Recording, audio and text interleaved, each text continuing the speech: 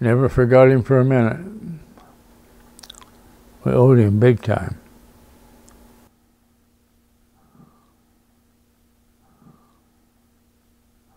We were sitting ducks, 1,500 feet over the enemy's stronghold, broad daylight.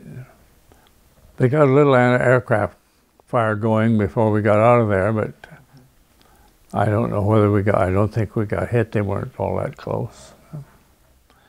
So we landed in the water.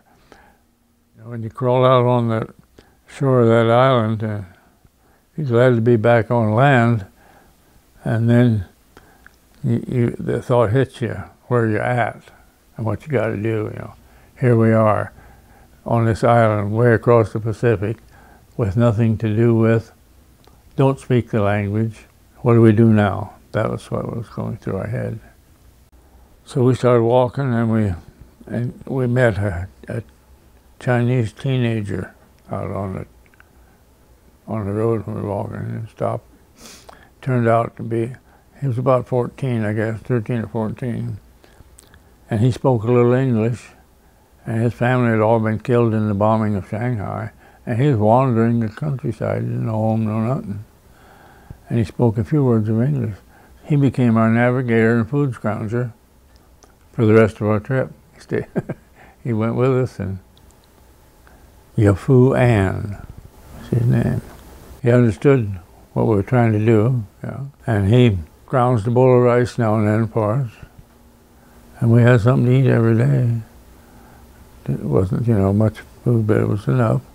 He was a smart kid, and he spoke a few words of English, so he navigated for us, because he could talk to people and see how to go to get to the capital of Chongqing, and we were heading there. Of course, that's a couple thousand miles inland.